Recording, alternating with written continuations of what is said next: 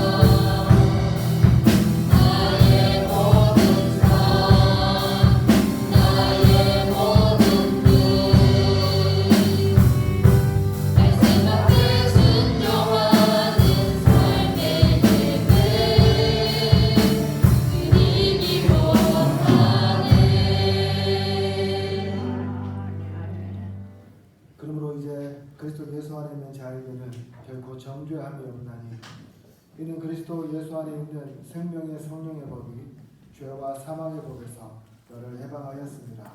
아멘. 고마우신 아버지 하나님 은혜를 감사합니다. 지난 한 주간도 우리 사랑하는 성도들 은혜의 장중에 붙잡아 주시고 이 시간 주님 앞에 나와 예배하게 해주셔서 감사합니다. 하나님 아버지, 오늘 우리가 드리는 이 예배의 주인이 되어 주셔서 우리 예배 가운데 임재하여 주시고 모든 영광 홀로 받아 주시옵소서. 그러나 지난 한 주간의 삶을 돌아보면 우리의 삶이 주님 앞에서 죄인이었음을 고백합니다.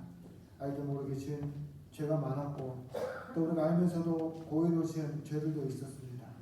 하나님 아버지 용서하여 주시옵소서. 그리스도의 보혈로 우리의 모든 죄악들을 덮어주시고 눈보다 더 희고 정결하게 하여 주시옵소서. 그래서 이 시간 우리가 깨끗하고 정결한 마음으로 주님 앞에 나아가게 하여 주시옵소서. 하나님 아버지, 오늘도 우리가 성령과 진리로 예배합니다.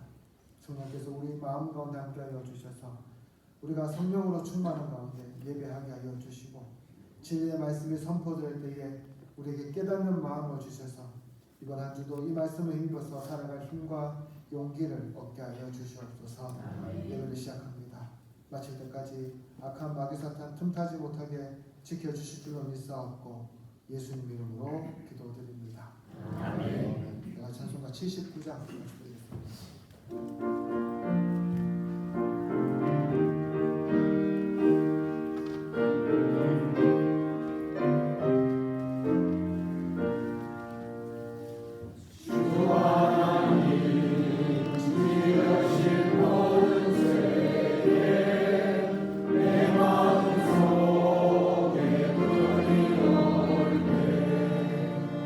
하늘의 별 울려 퍼지는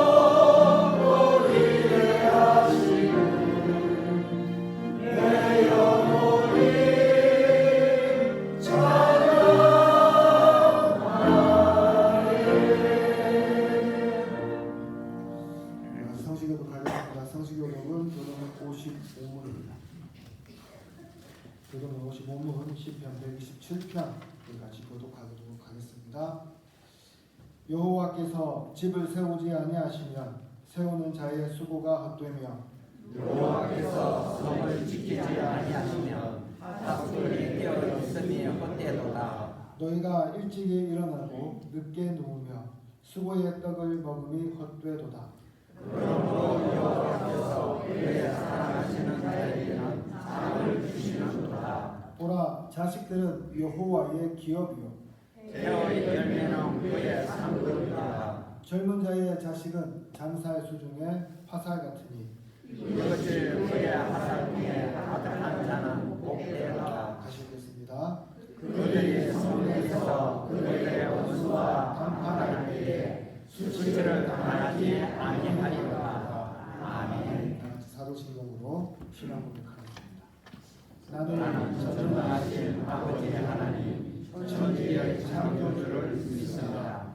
나는 그의 유일하신 아들 우리 주 예수 그리스도를 믿습니다. 그는 성령으로 잉태되어 동정녀 마리아에게서 나시고 본디오 빌라도에게 고난을 받아 십자가에 못 박혀 죽으시고 장사일지 사흘 만에 죽은 자 가운데서 다시 살아나셨으며 하늘에 오르시어 전능하신 아버지 하나님 우편에 앉아 계시다가 거기로부터 살아있는 자와 죽은 자를 심판하러 오십니다. 나는 성령을 믿으며 거룩한 공교회와 성도의 교제와 죄를 용서받는 것과 몸의 부활과 영생을 믿습니다. 아멘. 자리에 앉아주시기 바랍니다. 찬송가 411장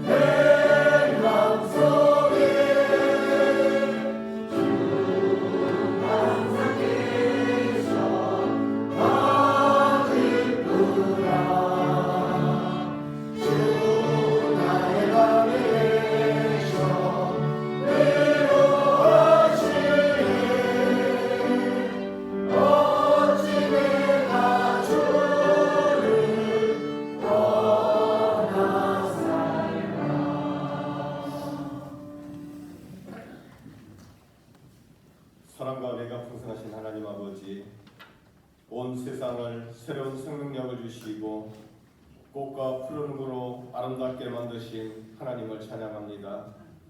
꽃들이 만개하는 4월 마지막 제주, 계절의 아름다움 속에 하나님의 섬세하신 사랑을 느끼며 이 시간 감사와 찬양으로 주님 앞에 나아갑니다. 저희의 찬양과 경배를 기뻐 받으시고 이곳에 풍성한 은혜를 내려주옵소서. 오직 성령 하나님이 인도하는 예배의 시간이 되게 하옵시고 성령 하나님과 연합되는 복된 시간 되게 인도하여 주옵소서. 사랑의 하나님, 저희들의 삶이 온전히 주님께 드리지 못함을 이 시간 고백합니다. 우리의 시간과 마음, 재능과 물질을 주님을 위해 사용하기보다 자신의 유익과 안위를 먼저 구했던 우리의 이기적인 모습을 용서하여 주옵소서. 예배보다 바쁜 일상을 앞세우고 말씀보다 세상의 소리에 가까이 했던 저희들을 긍휼히 여겨주시옵고 용서하여 주옵소서. 저희들 진정한 예수 그리스도를 주인 되심을 고백하며 살아가는 모두에게 은혜 내려 주옵소서. 능력의 하나님, 대한민국이 새로운 대통령을 선출하는 시간을 앞두고 있습니다.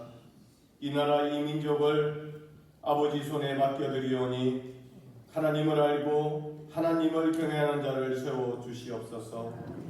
이로 인하여 국정이 안정되고 모든 국민이 사랑으로 하나 되고 정의와 공의가 강물처럼 흐르는 복된 나라 되게 하여 주옵소서. 주일학교를 위하여 기도합니다. 다음 세대를 세우는 귀한 사역에 기름 부어주시고 우리 아이들이 하나님의 말씀 안에서 바르게 자라나게 하옵소서. 예배와 말씀, 기도를 통해 주님과 친밀해지는 바른 신앙인으로 자라나게 하여 주옵소서.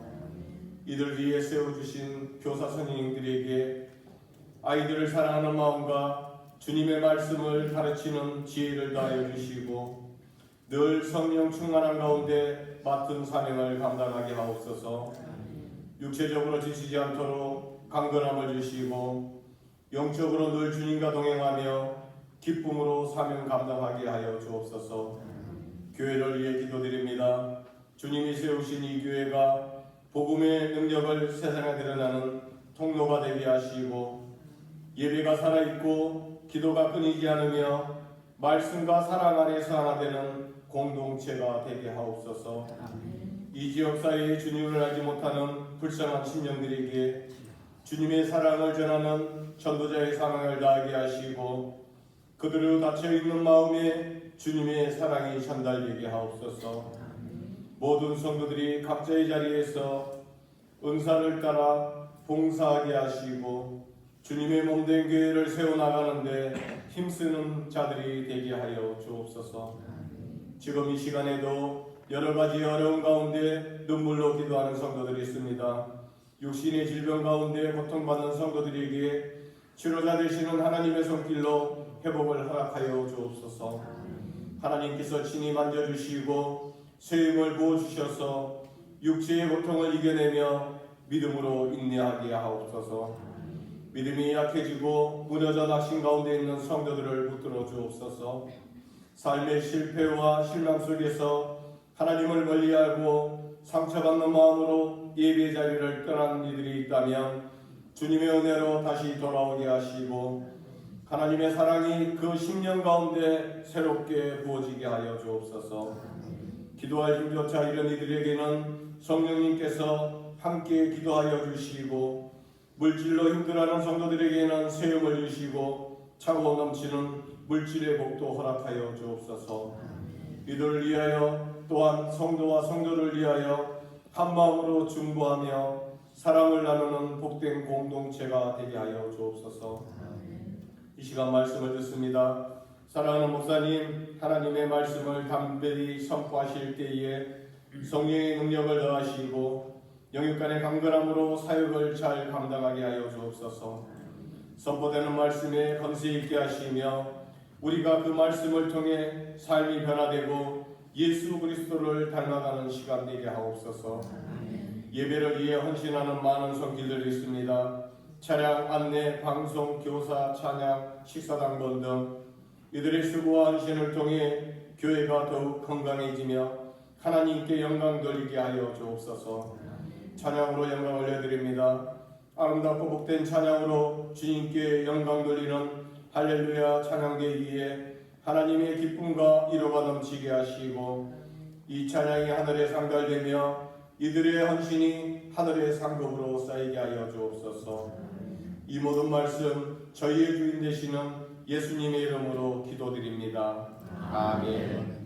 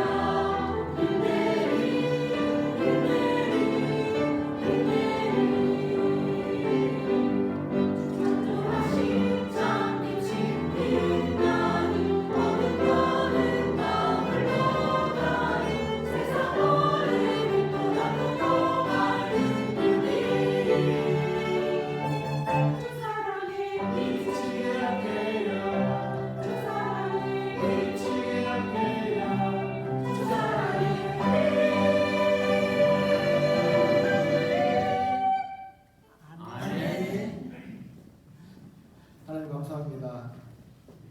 오늘 우리 사랑해 주셔서 예배 잘 불러주시고 예배하시는 참 감사합니다. 이 시간 할렐루야 찬양을 기억하여 주셔서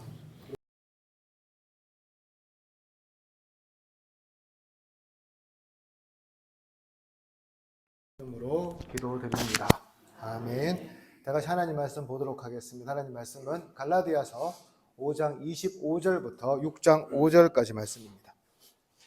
제가 가진 성경 신약 성경 309쪽에 있습니다. 갈라디아서 5장 25절부터 6장 5절까지 말씀입니다.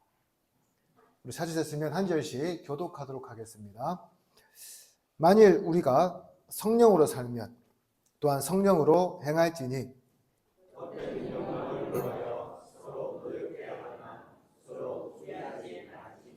형제들아 사람이 만일 무슨 범죄한 일이 드러나거든 신령한 너희는 온유한 심령으로 그런 자를 바로잡고 너 자신을 살펴보아 너도 시험을 받을까 두려워하라.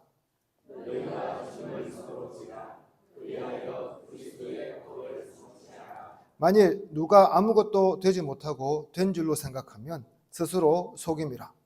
각각 자기의 일을 살피라. 그리하면 자랑할 것이 자기에게만 있어서 남에게는 있지 아니하리니. 같이 읽겠습니다.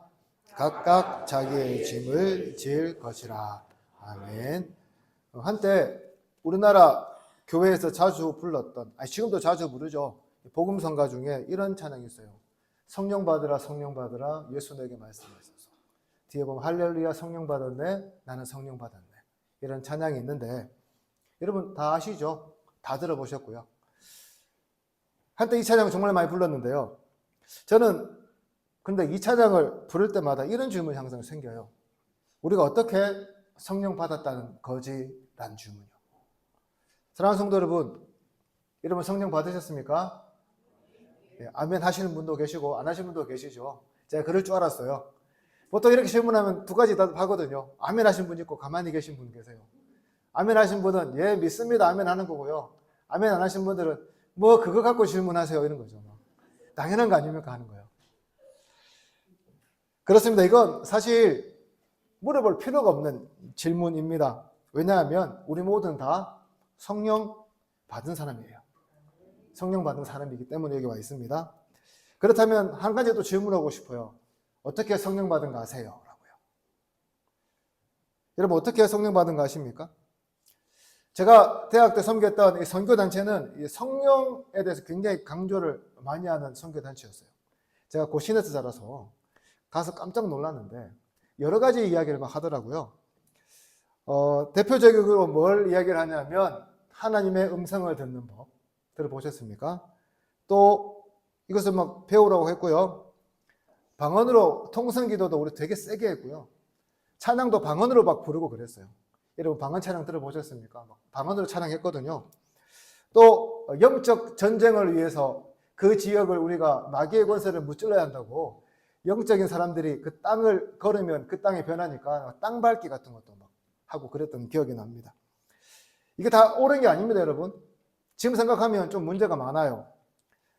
그래도 그때는 제가 대학생 때라서 뭘 아무것도 몰랐기 때문에 무작정 따라했던 그런 기억이 납니다. 한 번은 이런 일이 있었어요. 대학생들이 방학 때 되면 이렇게 옛날에는 전도여행을 많이 갔거든요. 전도여행을 앞두고 이제 우리가 한 20명, 30명 모여서 리더들이 함께 기도하자는 겁니다. 뭘 두고 기도하느냐? 우리가 이번에 어디로 가야 할지 두고 기도하자라고 하면서 함께 이제 막 기도를 막 했어요. 기도를 하고 나더니 이제 리더가 우리한테 각각 물어봅니다. 하나님께서 무슨 음성을 들려주시던 이렇게 물어봤어요. 제가 뭐라 그랬을까요? 아무것도 안 들리던데요. 저는 그랬거든요. 근데 옆에 있는 사람들이 막 그럴듯한 이야기를 막 하는 거예요. 가니까 시골이고 물이 흐르고 교회가 단층이고 십자가가 첨탑이 없고 막 이런 얘기를 하는데 정말 거짓말처럼 우리가 갔는데 그런 곳에 갔어요. 그 사람들이 할렐루야 하면서 감사합니다 하고 막 찬양하고 기도했던 것이 지금도 기억이 납니다. 어떻게 생각하세요, 여러분? 이것이 성령 받은 사람의 모습일까요? 사실 저는 잘 모르겠습니다. 그런데 중요한 것은 우리 한국 교회는 이런 성령 충만에 굉장히 익숙해져 있다는 사실입니다. 그래서 누군가 방언하고 누군가 예언하고 병을 고치고 하나님 음성을 듣는다. 이런 은사를 가진 사람들이 있다면 여러분 처음에 반응이 뭐예요? 와, 굉장히 부럽다. 굉장히 신령하네 라고 여러분 바라보지 않습니까? 왜 그럴까요? 기본적으로 우리는 이 성령 충만이라는 것을 개인적인 차원에서 접근하기 때문입니다. 그래서 성령 받는 것도 개인, 성령 충만한 것도 나, 즉 개인으로만 한정해서 볼 때가 참으로 많이 있습니다. 하지만 여기에는요, 큰 함정이 도사리고 있습니다. 이렇게 성령 충만을 한 개인의 영역으로 축소하고 한정할 때에 소위 내가 성령 충만하다는 이유만으로 어떻게 해요? 다른 사람들을 깔보고 낮춰보게 돼요. 내가 성령 충만하다는 그 권위로 나는 다른 사람의 죄를 지적해도 되라는 생각으로 과감하게 다른 사람의 죄를 지적하고요. 또한 나는 성령 충만하다는 그런 위상을 가지고요. 다른 사람에게 마땅히 내 거 좀 맡겨도 되라고 내가 죄할 짐을 남에게 넘기는 일들이 발생하게 된다는 것이죠. 그러나 오늘 본문에서 말하는 성령 충만한 삶은 오늘 우리가 이해하고 있는 것들과는 좀 결을 달리합니다. 뭐라 말하냐면 성령 충만한 삶은 개인의 영역에서도 나타나지만 또 어떻게 해요? 이웃과의 관계에서도 나타나야 한다고 말씀하고 있기 때문입니다. 그렇다면 바울이 오늘 본문에서 말하고자 하는 성령에 속한 사람은 과연 어떤 사람을 의미할까요? 첫 번째로 성령의 사람은 남과 비교하지 않고요, 자기 삶에 충실한 사람이에요. 내 삶에 최선을 다하는 사람입니다. 오늘 보면 5장 25절에서 바울은 이렇게 말합니다.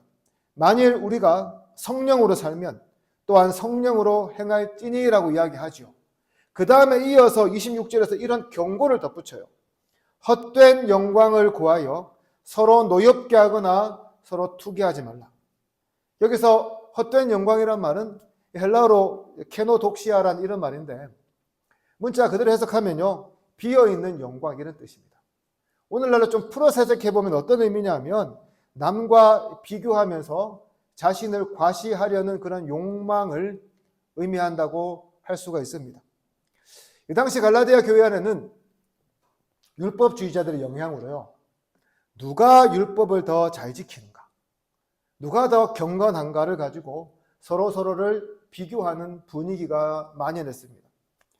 그래서 누구는 나는 할례를 받았으니까, 또 어떤 사람은 나는 절기를 다 지키니까 내가 다른 사람들과 비교해서 더 의롭고 더 자랑할 만해라는 그런 문화가 자리 잡고 있었다는 거죠. 여러분 같으면 어떻게 반응하겠습니까? 나는 몸에 할례가 새겨져 있어. 그러니까 할례 벗지 못한 사람들과 나는 완전히 차원이 달라라고 여러분 같으면 생각해 보지 않겠습니까? 나는 안식일 뿐만 아니라 성경에 나오는 모든 절기를 빠지지 않고 잘 지키니까 저기 있는 잘 안 지키는 아무개와 비교해서 나는 더 잘난 것이 분명히 하나님께서 더 나를 기뻐하시고 좋아하실 것이 분명해라고 여러분 같으면 생각해 보지 않냐, 이런 거죠. 오늘날로 하면 어떻게 설명할 수 있을까요? 나는 모태신앙으로 태어났어. 그것도 몇 대가 되는 그런 집안에서 태어났어. 그렇게 나는 신앙이 오래된 연륜의 내 가정에서 태어나서 모태신앙으로 자랐기 때문에 그렇지 못한 사람들에 비해서 나의 신앙은 좀 더 깊고 우월해라고요, 이렇게 생각해 보지 않을까요?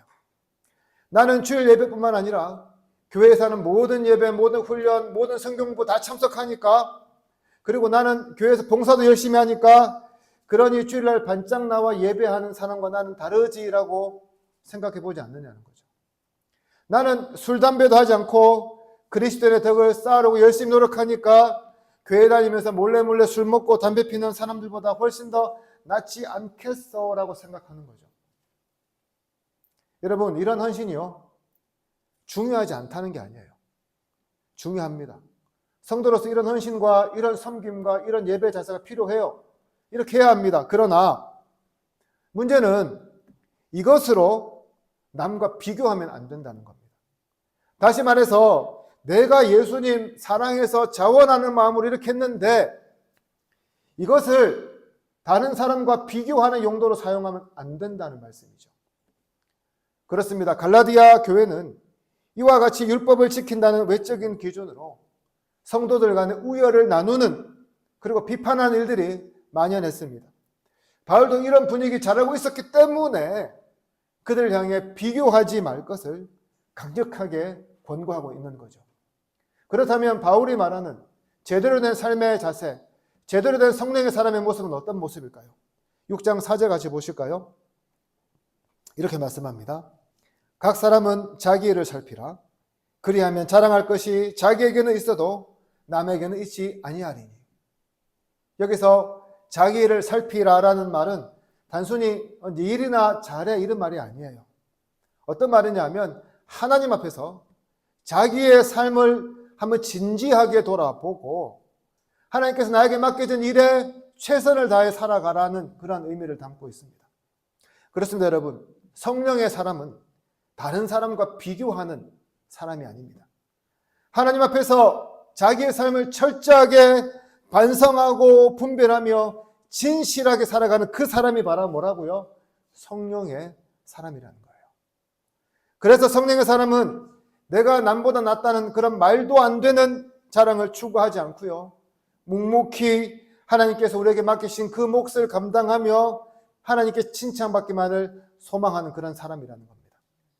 그런데 왜 우리가 성령 받았습니까? 물었을 때 아멘하고 대답하면서도 이러한 비교의 욕망을 버리지 못하는 것일까요?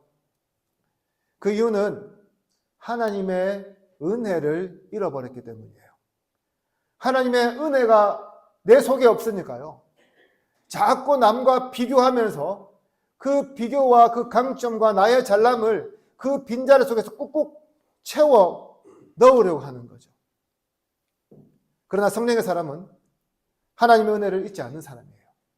성령께서 매일 우리의 마음을 일깨워 주시고 은혜를 기억나게 하기 때문입니다. 그러므로 사랑하는 성도 여러분, 내가 무엇을 좀 한다고 여러분 자랑하지 마시기 바랍니다. 내가 남들보다 좀 더 헌신했다고 여러분 자랑하지 마시기 바랍니다. 내가 남들보다 좀 더 배우고 내가 남들보다 성경 지식이 좀 더 많다고 여러분 자랑하지 마시기 바랍니다. 하나님 앞에서 아무리 우리가 서로 비교하며 자랑해 봤자요, 그 자랑 아무 쓸데없는 거고요. 하나님 앞에서 아무리 상대방과 비교하며 나의 우월을 드러내 봤자 하나님으로부터 어리석다는 말만 들을 뿐이기 때문이에요. 참 안타깝게도 오늘날 우리 사회를 보면 바울 시대의 사람들보다 훨씬 더 비교의 문화에 물들어 있음을 보게 됩니다. 오늘 우리 얼마나 많이 비교합니까? 집 평수로 사람 비교하죠. 예, 뭐 집 가지고 자가니 월세니 전세로 비교해요. 자녀가 어느 대학 간 걸로 비교하고요. 남편이 직업이 뭔가로 비교하고요. 이 밖에도 뭐 해외여행을 가봤냐 뭐 해봤냐 가지고 수없이 여러 가지로 비교하는 모습들을 우리가 살면서 많이 경험하지 않습니까?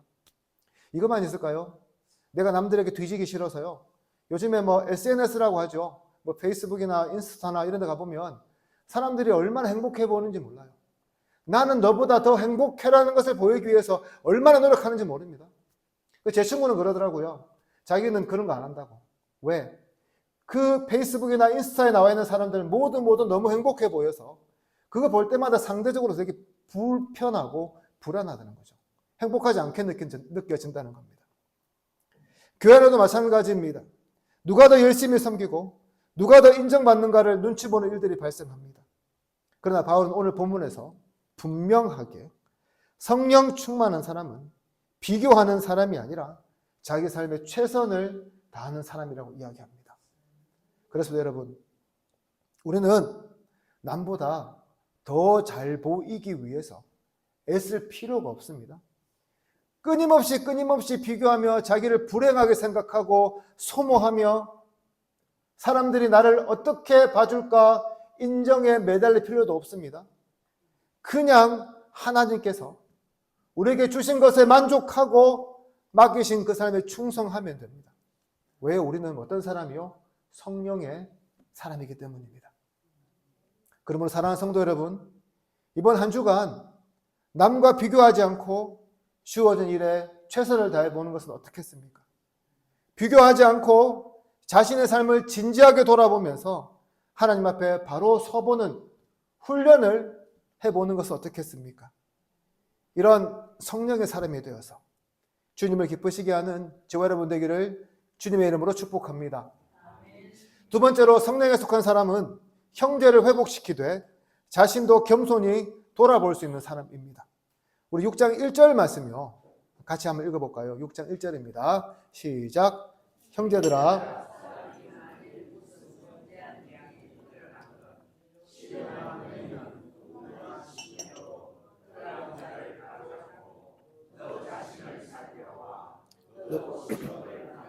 두려워하라. 아멘. 여기서 바울은 먼저 이렇게 말하죠. 사람이 무슨 범죄한 일이 드러나거든. 이 말은 구체적으로 무슨 죄를 이야기하는 게 아니라요. 교회 안에서 실제로 발생할 수 있는 도덕적이고 영적인 실수를 염두에 두는 말이에요. 다시 말하면 교회도 사회잖아요. 교회 내에서 문제가 발생할 수 있다는 것을 이야기하고 있습니다. 당시 이 갈라디아 교회는 율법주의자들로 인해서 판단과 정죄의 분위기가 매우 강했습니다. 누군가 실수라도 하게 되면 곧바로 비난하고 지적하고 자신은 절대 그런 삶과는 관계가 없는 듯 선을 긋는 문화가 자리 잡고 있었습니다.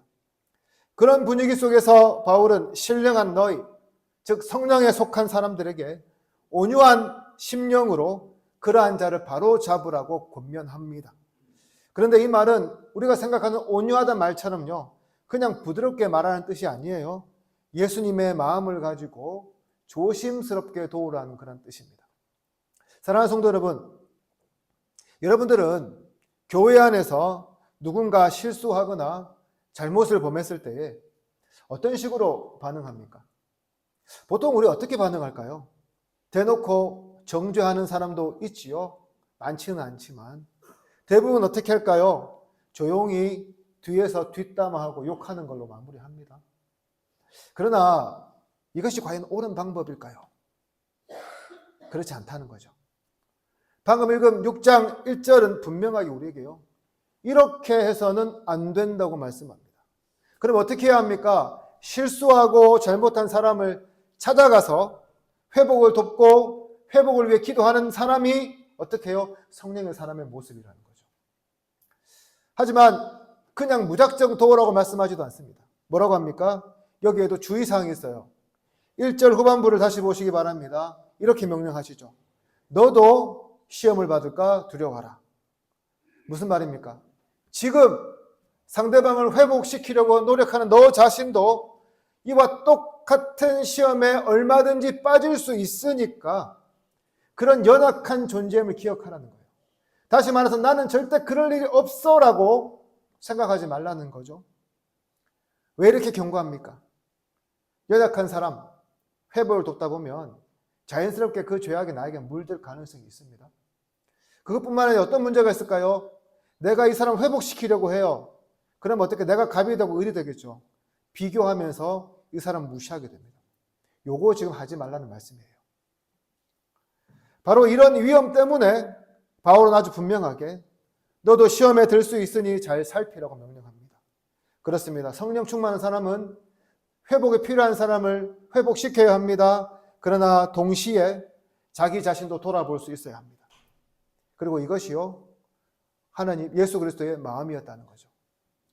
여러분, 예수님께서 가늠한 여인이 잡혀왔을 때에 그것을 정죄하는 사람들 앞에서 뭐라 말씀하죠?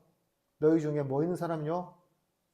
죄 없는 사람이 뭐라고요? 돌로 치라고요. 그러자 아무도 돌을 들지 못합니다. 그리고 나서 예수님 그 여인에게 말씀하세요. 나도 너를 정죄하지 않는다. 가서 다시는 죄를 짓지 마라. 바로 이것이 잘못한 사람들, 죄가 있는 사람들, 실수하는 사람들에 대한 예수님의 마음이었고요. 오늘 본문에서 말하는 바울이 말하는 성령의 사람의 태도라는 거죠. 그런 측면에서 볼 때 성령의 사람은 누군가의 실패를 들춰내기보다 회복을 꿈꾸는 마음으로 다가가고 돕는 순간에도 스스로 시험에 들지 않도록 늘 기도하고 겸손한 자세를 유지해야 한다는 겁니다. 내면 세계의 질서와 영적 성장이라는 책이 있어요. 굉장히 유명한 책인데 우리나라도 많이 알려졌고요. 저도 읽어봤는데 꼭 읽어보시기 바랍니다. 근데 이 책을 쓴 분이 누구냐면 미국의 고든 맥도날드라는 목사님이에요. 이분이 이 책을 쓸 정도로 굉장히 영성 있고 훌륭하신 분인데 이분이 큰 실수를 해요. 무슨 실수를 하면 소위 간음죄를 짓습니다. 목사로서 다른 여자와 바람을 피게 됐어요. 그래서 어떻게 될까요? 목회도 내려놓고 모든 공적 사역도 내려놓게 되었습니다. 여러분, 다른 죄 아니에요. 간음죄예요. 목사로서 치명적인 죄를 저질렀습니다. 그렇다면 목사로서 다 끝난 거죠. 하지만 이 목사님 곁에는 끝까지 남아 회복을 도와주는 사람들이 있었다고 합니다. 이분들은 목사님의 죄를 부정하지도 않고 덮어주지도 않았습니다. 그러나 정죄하지도 않았습니다. 오히려 목사님 회복을 위해서 함께 울고 함께 기도하고 회개와 회복의 여정에 동행했습니다. 얼마나요? 수년 동안요. 그렇게 고든 맥도날드 목사님은 자숙의 시간을 가지고요. 철저한 훈련과 검증, 성찰의 시간을 보내고 다시금 목회 현장에 복귀하였어요. 나중에 그분이 이렇게 고백합니다. 내가 다시 회복될 수 있었던 이유는 나를 정죄하지 않고 나도 죄인임을 아는 사람들이 내 손을 잡아주었기 때문입니다. 라고요. 사랑하는 성도 여러분, 누군가의 회복은 그냥 이루어지는 게 아닙니다. 누군가가 넘어졌을 때 그냥 일으켜 주는 게 아니에요. 내가 그 옆에 서서 함께 울어주고 그 사람의 손을 잡아줄 때에 진정한 회복이 일어나게 된다는 것입니다. 오늘 여러분들 어떤 사람입니까? 누군가의 잘못 앞에서 끊임없이 정죄하고 나는 그들과 달라라고 선을 긋는 사람입니까? 아니면 회복을 믿고 여러분 기다려주는 사람입니까? 오늘 본문은 분명하게 죄를 외면하지 않되 정죄로 끝나지 않고 회복을 믿고 기다려주는 바로 그 사람이 성령의 사람이라고 말씀합니다. 이번 한 주간 우리 이런 삶 한번 살아보지 않겠습니까? 내 앞에 실수한 사람, 내 앞에 넘어진 사람, 잘못했다고 정죄하는 것이 아니라 함께 옆에 있어주고 손을 잡아 일으켜주는 그런 사람 말이죠. 이번 한 주간도 이런 성령 충만한 사람이 되어서 사람을 살리고 회복시키는 저와 여러분 되기를 주님의 이름으로 축복합니다.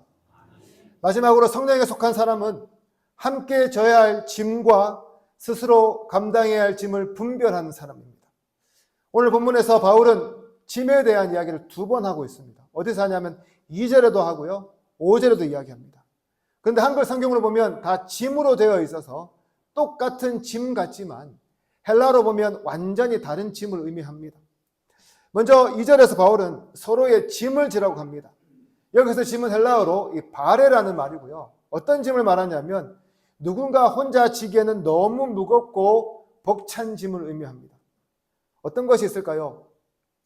아마도 인생의 고난이나 질병, 감정의 무너짐, 믿음의 흔들림 같은 게 있겠죠. 몇 주 전에 저기 안 계신 우리 김창옥 집사님이 교통사고로 병원에 입원하셨어요. 대우병원에. 그리고 퇴원하셨다가 지금은 한방병원에 고현에 입원해 계시는데요. 그동안 그분이 아프실 때요, 우리 교회 많은 분들이 많이 가주시고 도와주셔서 참 감사하더라고요. 특별히 권사님들 시간 내서 신방해 주시고 기도해 주셔서 참 감사드립니다. 제가 월요일 날 퇴원할 쯤 돼서 전화를 한 번 더 드렸는데 이런 말씀 저한테 해주시더라고요. 지난 주일 예배를 마치고 죄송합니다. 실명 이야기할게요. 우리 김선자 권사님, 우리 이말령 권사님, 우리 은복기 권사님 부활절에 나눈 음식을 들고 찾아와 주셔서 저한테 감사하다고 이야기하더라고요.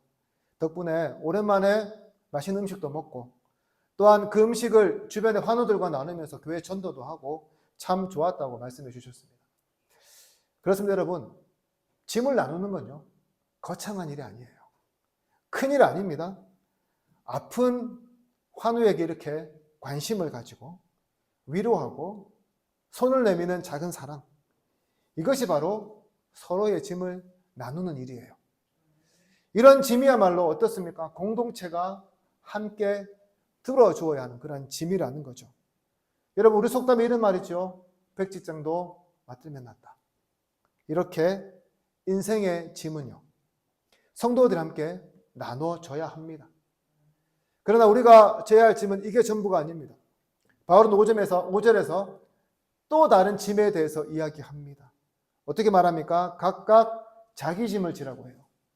여기서 짐은 어떤 짐이냐면 헬라어로 포르티온이라는 말인데 자신에게 부여된 목, 각자 감당해야 할 책임과 사명을 말합니다. 즉 이 짐은 아무도 대신 지를 수 없는 짐이에요. 사랑하는 가족이라도 친한 친구라도 세상 그 어떤 사람도 이 짐만은 져줄 수 없습니다. 왜냐하면 이 짐은 예수님께서 우리 각자에게 맡기신 믿음의 짐이기 때문이에요.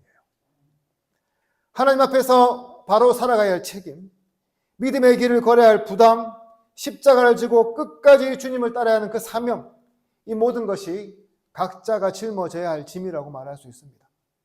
사랑하는 성도 여러분, 지금 여러분들은 이 짐 잘 지고 있습니까? 아니면 이 짐이 너무 무거워서 슬그머니 내려놓고 있습니까? 우리가 어떻게 이 짐을 끝까지 잘 지고 갈 수 있을까요? 그 방법은 십자가를 바라보고 걷는 겁니다. 주님께서 먼저 지고 가신 그 십자가를 바라보며 우리는 이 믿음의 짐을 지고 한 걸음씩 내디딜 수 있어야 합니다. 우리가 그 길을 가다가 고통스러울 때는 주님께서 우리를 위해 겪으신 그 고통을 기억하며 걸어가고요. 우리가 그 길을 걸으며 조롱당할 때는 주님께서 이 땅에 오셔서 조롱당한 것을 기억하며 걸어가고요. 우리가 그 길을 걸으며 외로울 때면 주님께서 이 땅에 와셔서 얼마나 외로우셨을지를 기억하며 걸어가는 걸음이 바로 이 걸음이라는 거예요. 그렇습니다. 성령 충만한 사람은 십자가를 바라보며 자기의 각자의 짐을 지고 가는 사람들입니다. 그 앞에 놓여진 고통도 조롱도 외로움도 개의치 않고 주님 가신 그 길을 묵묵히 걸어가는 사람이 바로 성령의 사람이라는 거죠. 오늘 본문은 바로 우리 모두가 각자의 짐을 가지고 이 길을 걷는 자라고 말씀합니다. 철로역장이라는 소설의 마지막은 이 소설의 주인공인 크리스찬이라는 사람과 호프라는 사람이 요단강을 건너가는 장면이에요. 요단강은 뭘 의미하냐면 죽음을 의미하거든요. 둘이 함께 걸어 요단강을 건넙니다. 배를 타지 않아요. 걸어가요. 그런데 자꾸만 지금까지 길을 잘 걸어온 이 크리스찬이 물에 빠져갑니다. 호프는 이 사람을 살려낸다고 계속 붙들고 가는 거예요. 왜 이 사람이 빠져가는 줄 아세요? 믿음을 잃어버렸기 때문이거든요. 그렇습니다, 여러분. 천국에 가는 가장 중요한 짐은 바로 믿음이에요. 그리고 성령의 사람이야말로 바로 이 믿음의 짐을 끝까지 지고 걸어가는 사람이라고 할 수가 있습니다. 사랑하는 성도 여러분, 오늘 우리는 어떤 믿음을 가지고 있습니까? 믿노라 하다가 환난이나 시험이나 조롱이 다가오면 포기하는 믿음입니까? 아니면 십자가만 바라보고 꾸역꾸역 그래도 걸어가는 그러한 믿음입니까? 이번 한 주간도 어떠한 형편과 상황이든지 우리에게 맡겨진 이 믿음의 짐을 끝까지 지고 걸어가는 저와 여러분 되기를 소망합니다. 이제 말씀을 정리합니다. 성령 충만한 사람은 남과 비교하거나 잘난 체하지 않습니다. 넘어지는 형제를 온유한 마음으로 회복시키며 공동체 안에서 서로의 짐을 나누고 각자 자신의 짐은 책임 있게 감당하는 그런 사람입니다. 그렇습니다. 우리는 비교가 아닌 삶으로 성령의 사람답게 짐을 나누고 짐을 지는 그런 신앙의 길을 함께 걸어야 할 사람들입니다. 오늘 이 시간 그동안 가져왔던 성령 충만한 사람의 생각에서 벗어나 삶으로 보여지는 그런 성령의 사람이 되시기를 바랍니다. 이를 통해 주님께서 바라보시는 성령의 사람이 되어 하나님을 기쁘시게 하는 저와 여러분 되기를 주님의 이름으로 축복합니다. 기도드리겠습니다. 사랑하는 주님, 은혜를 감사합니다. 오늘도 저에게 말씀을 주시고 성령의 사람으로 살라고 부르심을 주셔서 감사합니다. 오늘 말씀처럼 우리가 남과 비교하지 않고 형제를 온유하게 세우며 맡겨진 믿음의 짐을 기쁨으로 지게 하여 주시옵소서. 성령께서 우리 안에 역사하셔서 삶으로 주님을 닮아가게 하여 주시고 오직 주님의 십자가만 바라보고 이 길을 끝까지 걸어가게 하여 주시옵소서. 감사드리며 예수님 이름으로 기도드립니다. 아멘. 다 같이 말씀을 생각하시면서 찬송가 191장 같이 드리겠습니다.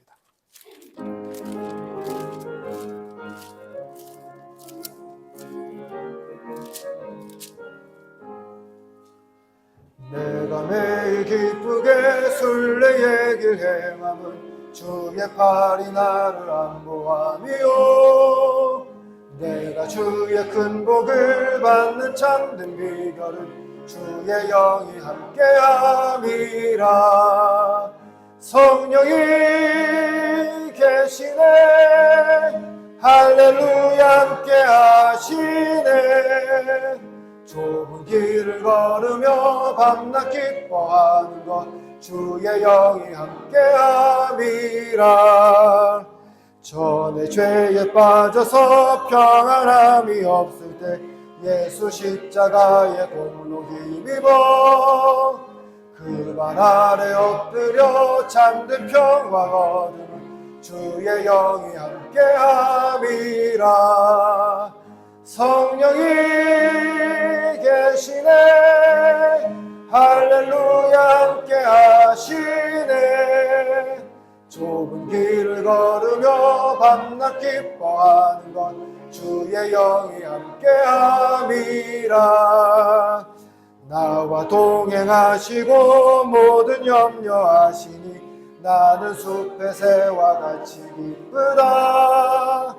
내가 기쁜 마음으로 주의 뜻을 행하면 주의 영이 함께함이라. 성령이 계시네 할렐루야 함께하시네. 좁은 길을 걸으며 밤낮 기뻐하는 것 주의 영이 함께함이라.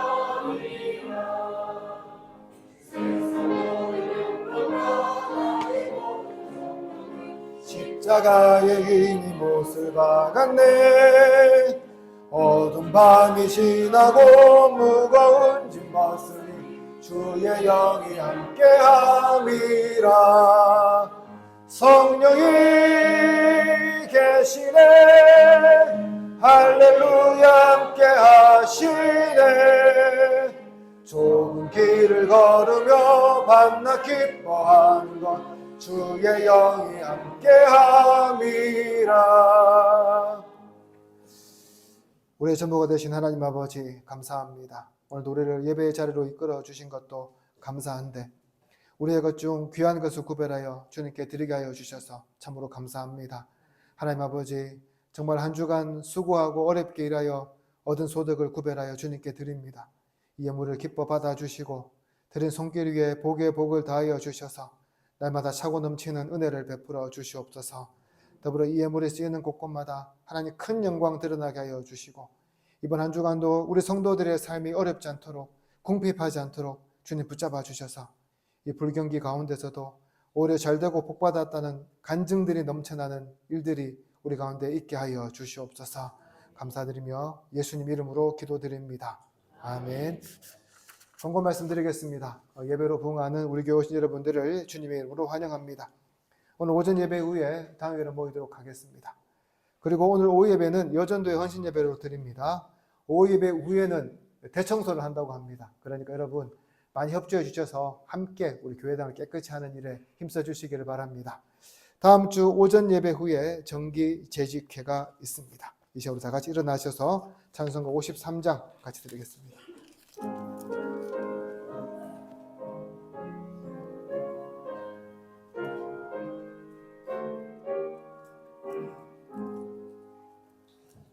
성전을 떠나가기 전 머리를 숙일 때 주께서 함께 계시고 복 내려 주소서.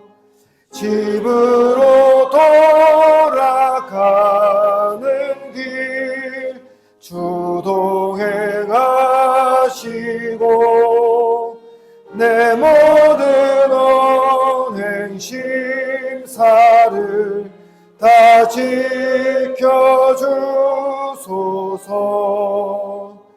거룩한 날이 다가고 저녁이 되도록 주님 맘에 빛 되사 늘 계시옵소서. 아멘. 주 예수 그리스도의 은혜와 하나님의 사랑과 성령의 교통하심이 너희 무리와 영원토록 함께 있을지어다. 아멘.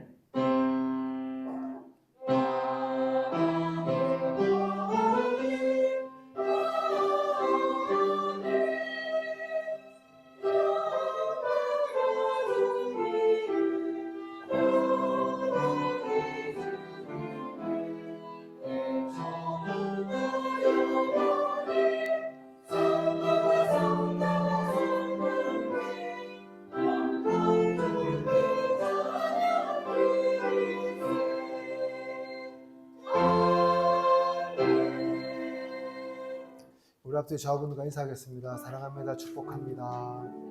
반갑습니다.